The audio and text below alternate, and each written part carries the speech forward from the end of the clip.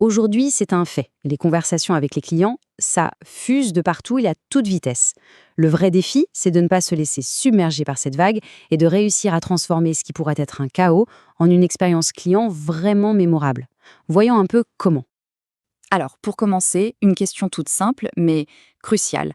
Toutes les conversations clients, en ce moment même, où est-ce qu'elles se trouvent exactement? C'est une bonne question à se poser. Eh bien, pour la plupart des entreprises, la réponse ressemble un peu à ça. Un joyeux bazar. Les conversations sont éparpillées, un peu par ici sur le téléphone, un peu par là dans les emails, sur les réseaux sociaux. Et le problème, c'est que c'est la meilleure façon de perdre une info capitale en cours de route. Et voilà, on se retrouve au beau milieu de ce qu'on pourrait vraiment appeler le labyrinthe de la communication. C'est le grand défi pour les entreprises aujourd'hui. Comment s'y retrouver quand toutes les conversations semblent partir dans tous les sens sans aucun lien entre elles? L'impact, il est double et il est immédiat. D'un côté, on a les équipes, qui perdent un temps fou à sauter d'une application à l'autre. Et de l'autre, le client, qui sent bien que ça coince, que c'est compliqué. Au final, c'est une situation où tout le monde est perdant. Alors ce désordre, il n'est pas sans conséquences. Et des conséquences parfois assez douloureuses. Parce que ce chaos, il a un coût bien réel, qui se chiffre souvent en opportunités manquées.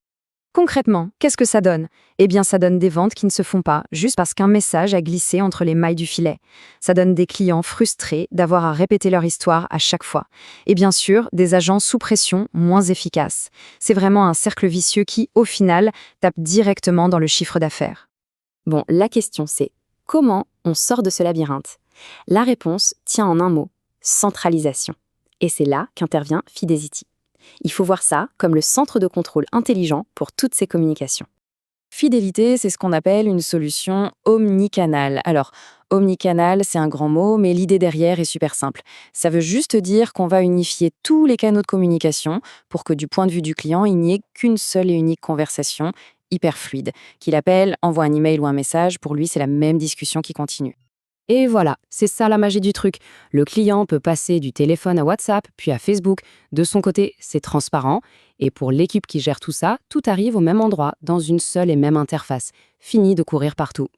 Le but du jeu, c'est donc de passer du chaos au contrôle, de reprendre la main. Alors voyons concrètement comment Fidélité change la donne pour les agents, les superviseurs et au final, pour les clients. On va commencer par ceux qui sont au front, les agents. Pour eux, c'est une petite révolution. Fini le cauchemar de devoir jongler avec 10 fenêtres ouvertes en même temps. Là, tout est au même endroit. Une seule interface, simple, claire, intuitive. Et cette interface, c'est pas juste une fenêtre, c'est une vraie boîte à outils. L'agent a sous les yeux l'historique complet à 360 degrés du client. Peu importe s'il a écrit un email hier et appelé aujourd'hui. Fini la phrase terrible « Bonjour, pouvez-vous me réexpliquer votre problème ?» Et en plus, l'IA est là pour résumer les interactions passées. Le gain de temps et d'efficacité est juste énorme. Ok, ça c'est pour les agents. Maintenant, du côté des managers et des superviseurs. Pour eux, le grand enjeu, c'est d'avoir une vue d'hélicoptère, de pouvoir piloter l'activité en temps réel. Avec Fidelity, ils ont un vrai cockpit. En un coup d'œil, ils voient les indicateurs clés, le statut des agents, les files d'attente. Ils peuvent même écouter un appel en direct pour aider un nouvel agent. Et le plus important, c'est qu'ils prennent des décisions basées sur des faits, des données concrètes et non plus au feeling. On a parlé plusieurs fois de l'IA.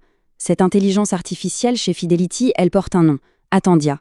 Il faut la voir comme un copilote, un assistant survitaminé qui vient épauler les équipes au quotidien. Et pour bien se rendre compte de sa puissance, ce chiffre est assez parlant. Attendia est capable d'automatiser jusqu'à 82% des demandes clients les plus courantes. On parle de choses comme la prise de rendez-vous, le suivi de colis, tout ça c'est géré automatiquement. Ça libère un temps précieux pour que les agents humains puissent se concentrer là où ils ont le plus de valeur, sur les problèmes complexes. Alors là, vient souvent la question qui fâche.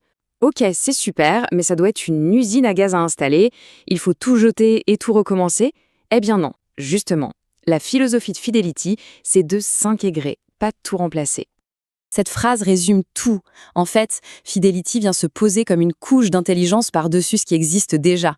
C'est un peu comme ajouter un turbo à un bon moteur. On ne change pas le moteur, on le rend juste beaucoup plus performant. Concrètement, comment ça marche cette connexion ? En fait, c'est très flexible. Il y a plusieurs manières de faire pour s'adapter à n'importe quelle situation technique. Que l'entreprise ait un vieux standard téléphonique dans ses locaux, une solution dans le cloud ou autre chose, il y a toujours un moyen de se brancher. L'idée, c'est de ne laisser personne sur le bord de la route. La compatibilité est donc vraiment un point fort.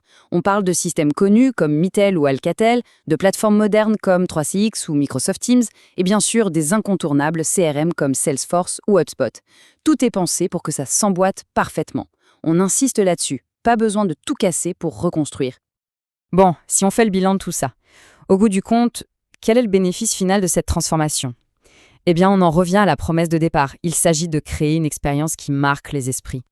Et ce qui est important, c'est que les bénéfices sont très concrets. On parle de plus de ventes parce qu'on ne laisse plus filer les prospects. On parle de clients plus satisfaits, plus fidèles parce que leur expérience est enfin simple. On parle d'équipes plus performantes et moins stressées parce qu'elles ont enfin les bons outils. Et au final, on parle de décisions plus intelligentes pour l'entreprise parce qu'elles sont basées sur des données fiables. On termine donc là-dessus. Face à ce fameux labyrinthe de la communication d'aujourd'hui, avoir un fil pour s'y retrouver, ce n'est plus un luxe, c'est une nécessité.